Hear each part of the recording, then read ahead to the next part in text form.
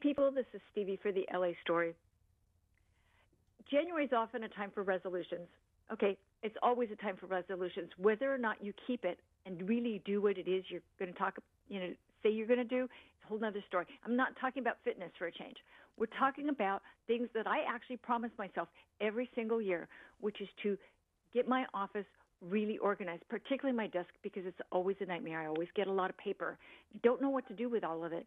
Well, we have a fabulous person to talk to today, Holly Bohn, who's the founder and creative director of cjanework.com, to give us some tips on how to get organized and how to get started, because it's really one of those scary things when you sit there, look at your desk and go, oh, my God, where did all this stuff come from?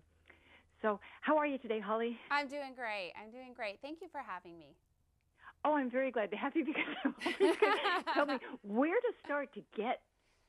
I mean, it's like I look at the desk, and I've gone through the rest of the office and cleaned up all kinds of things, but the desk is like nightmare. Well, you mentioned, we use the word organizing. We say organizing our workspace, and I think that's one of the things that can kind of be a stumbling block for us and take the fun out of it. If you think about it as personalizing your space or more like decorating your space, you're creating something that's sort of uniquely you, and you take the chore out of it. I mean, if the office supplies you're using and are in your favorite colors, your favorite patterns, you're really making that space about you. You're making it somewhere you want to spend time. And I think that takes a little bit of the pressure off. Actually, that's a good idea, because everything's black. And that's so not me. It's so easy. My office walls are bright pink. I've got, curtains here that are orange and rust and pink.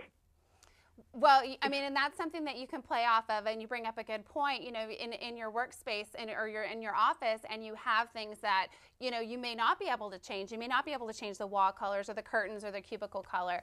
But, when you can find things in solid colors that, like these are solid white on the outside, but they have a fun little print on the inside. So very subtle ways to sort of still decorate your office. And if you don't work outside the home, and whether or not you work outside the home, actually, you have to have a dedicated workspace in your home, whether it's the corner of a kitchen counter or it's, a dedicated home office. You have those goals. You talked about your resolutions, but if you're trying to eat out less, you might be doing more meal planning, or if you're budgeting, you need to review your bills. So really carving out a space in your home also, and personalizing that space and making it functional and easy to work at. That's a great idea. And it really does make a whole lot of sense to do that, because people don't understand. Well, I'm as guilty of this as the next person, about what is the important points here of getting this all together and doing it in such a way that makes sense. But as you said, like with different things to make it personal for you based on where you are. Yeah, and there's two aspects to the whole idea of personalizing. You, of course, have the aesthetic part of it, where you're saying, this is my favorite color, or this is a pattern I love, or my style is traditional or trendy. But you also have the other aspect of it, which is understanding how you work. And I think that's where a lot of people get hung up, is you see something that works for someone else and you emulate it, and it may not work for you. So when you're decorating, say, your bedroom, for example, you're not really having to think so much about function. Yes, of course, you're going to sleep in your bed. But when you're when you're creating a workspace, you really have to think about function as well as aesthetics. And if you're a stacker, what's going to work for you is going to be different than somebody who maybe likes to use cork boards or things that are more visual. So really understanding how you work, and then identifying the products that work for that. On OfficeDepot.com, I do have videos and tips that are more specific and help people understand, like, if this is your style, what might work for you, like stacking letter trays. If you find yourself making piles, this might be something that'll work for you, or maybe you'll do storage boxes. So I think the first is identify where the space is, and it has to be convenient, or you won't end up using it. And then secondly, what do I love? What do I want it to look like? And then the next step is figuring out what will actually work for you, and identifying what really needs to be in that space.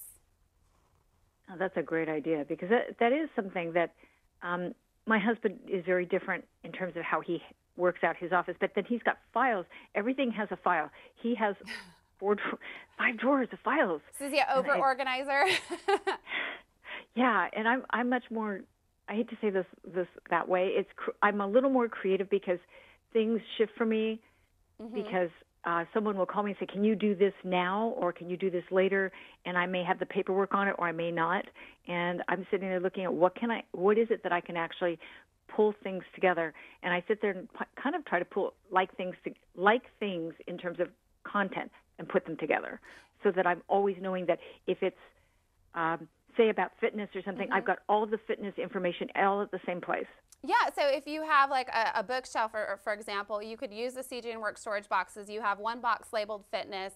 Any magazine tear, pages you tear out, articles or various things that you want to keep, they just go straight into that box. You're not having to dig through a drawer or make a new file. It's just going straight into that box. And then if you want to do, for you, maybe you're doing a story on it or you're researching something and you have all of those easily accessible, but you clean them up, you just throw them in the box and you stick it on the shelf. It's super easy. Right, and then just go through and periodically just dump them.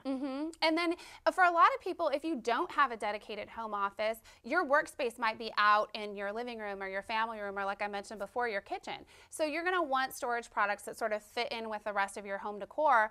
Then it won't be an eyesore. It'll be something that is easy to use, that you want to use. Oh, great. That's cool.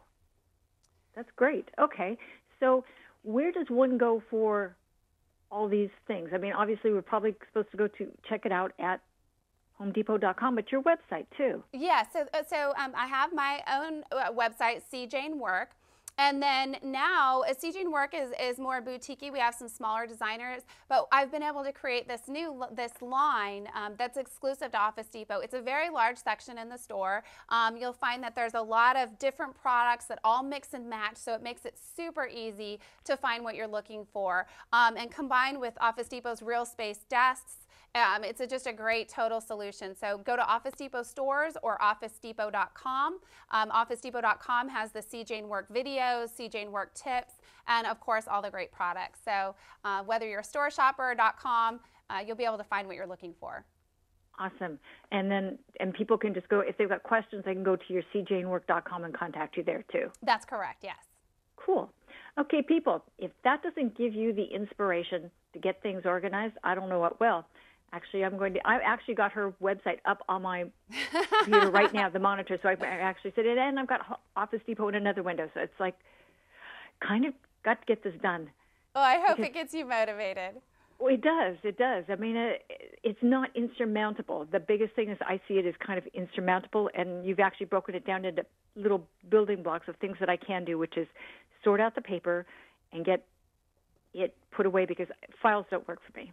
Thank you so much for having me today. It was great talking with you. I'm so glad to have you. People, you'll find all the links to all the websites that Holly Bohn talked about. And Holly, thank you so much for your time today. Your tips are just awesome. People, this is Stevie for the LA Story saying, get organized now. And have a great day. Bye, people. Bye, Holly. Bye.